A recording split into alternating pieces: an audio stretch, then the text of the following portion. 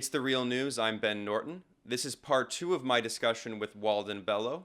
Bello is a former member of the Philippine House of Representatives. He's the author of several books on U.S. relations with Asia and is now a visiting professor at the State University of New York, Binghamton. In part one, we discussed how the Philippine President Rodrigo Duterte is using so-called war on terror rhetoric that was pioneered by the U.S. in order to justify a political crackdown on his political opponents, primarily his left-wing political opponents in the Philippines. In this part, we will be discussing how the so-called war on drugs that Duterte is waging, which has led to the deaths of thousands of people, is actually targeting primarily poor drug users. It's not targeting rich drug dealers, but rather the poor drug addicts who are the victims, ultimately, of this drug trade. Finally, here, I want to conclude with a kind of brief discussion of why you think Duterte is targeting, as you mentioned, poor drug users. You mentioned that many of the rich drug dealers have not been targeted by this so-called war on drugs. And many of the people who have been killed, thousands have been killed, have been poor drug users. Why do you think that you did say that Duterte is using these drug users as a kind of political scapegoat to justify carrying out all these forms of political repression. But if let's say he were to make the argument that, okay, well, we need to get rid of these drug dealers in society to make society safer, to reduce the drug problem, etc. Regardless of whether or not you agree with that, I mean, I certainly don't agree with that argument, but why that seems like a much more justified argument than targeting poor drug users. So why is he going after them? Well, let me put it this way. What I'm saying is that he has dealt with the big drug dealers much more leniently. Basically, if they agree to his terms, in which he's trying to frame up people like the former Justice Secretary Laila de Lima, then he's nice to them. Um, but I guess what I'm trying to say is that the brunt of the attacks on lives has been on the poor.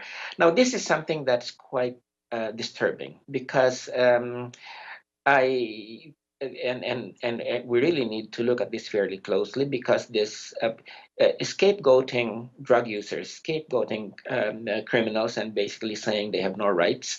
Unfortunately, a lot of people in the middle class fall for this. That basically he's sort of, he has sort of, you know, come up, brought up this appeal to this sense of fear, this against crime, and I must confess that this is part of his popularity, why he retains popularity ratings up there, because basically he appeals to this middle class fear of crime, a fear that basically says, oh, well, they're just people who disrupt peace and security in the first place, and therefore Duterte is right in doing this to them. And if you say to people, well, what about due process? I mean, you can't just kill people and that sort of thing. And basically, the response to that, well, there's collateral damage and that sort of thing. But it's good that he's getting rid of crime. So I guess I'm really pointing this out because let's not underestimate the way that the middle classes, in developing countries, in many areas of the world, have moved away from being supporters of democracy and due process and civil rights, to becoming a mass base for fascism and racism, and anti-immigrant sentiment. So I think this appeal to the middle class fear of crime, to enable him to become popular and move towards an authoritarian agenda, is something that we really need to understand very closely at this point in time, and where we really need to look at this political economy of fear that authoritarian figures like Duterte sort of cultivate, so that they scapegoat people. On the one hand, drug users. In another case, immigrants. In another case, another a group of people, another ethnic group. So these are classic.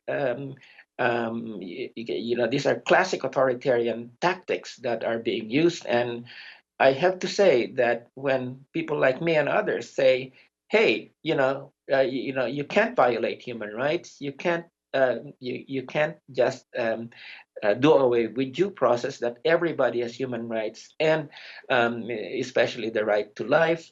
Unfortunately, and this is really terrible at this point, that kind of argument is losing its ground with many people, and especially people from the middle class and from the elites in countries like the Philippines. Yeah, this is a very interesting point. Frequently in the U.S., we've heard this rhetoric that the supposed voting base for Donald Trump is the white working class. I mean, I don't like that term because the working class is international. It's not white. It's not isolated to one particular racial group. But actually, if you look at the numbers, you look at the people who voted for Trump, it was largely college educated whites, middle class, and specifically upper middle class whites, what we would call the petite bourgeoisie. And it seems like you're saying a very similar thing about Duterte and the Philippines, that these far right populist movements are actually not based in working class movements, they're based in petty bourgeois, upper middle class movements. Do you think that that's an international phenomenon, and can you expand further? Yeah, well, yes, I think that to be quite accurate, this does not mean that Duterte does not have lower class support. But the most articulate people, the most his firmest backers come from the middle class. So Gramsci, the Italian progressive thinker,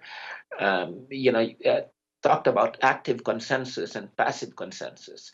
And when it comes to this authoritarianism, this kind of fascism, the middle class provides an active consensus, whereas the lower classes, parts of them may be a base, which is a more passive consensus, that but nevertheless they go along.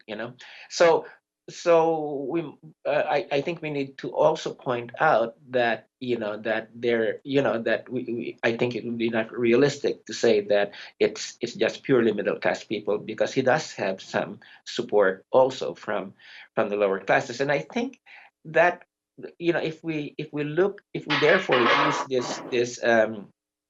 this idea of passive and active consensus, then we can have a better understanding of the dynamics of support for right-wing movements among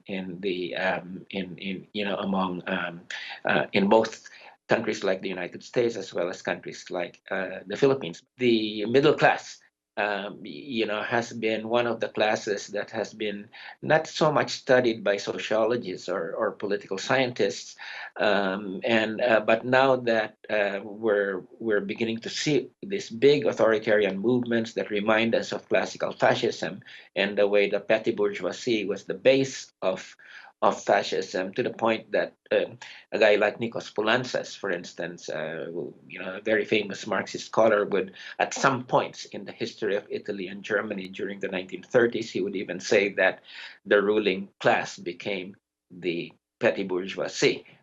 Just to give you a sense of the dynamics of the appeal of fascism to this stratum of people. So we need to understand this. We need to understand the middle class. We need to understand why they become such active supporters of fascism, and how they can easily desert liberal democracy or social democracy when the situation when things change. We also need to look at more closely the relationship between working class and right-wing parties, because in Europe, for instance, at this point in time, a lot of the support for the right-wing parties, unfortunately, are coming from the working class who are deserting the social democratic parties for a number of reasons.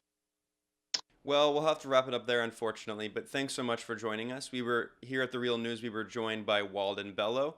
Walden is the author of several books on U.S. relations with Asia. He is also a former member of the Philippine House of Representatives, and he is currently a visiting professor at the State University of New York Binghamton. Thanks so much for joining us. Thank you. And reporting for The Real News, I'm Ben Norton.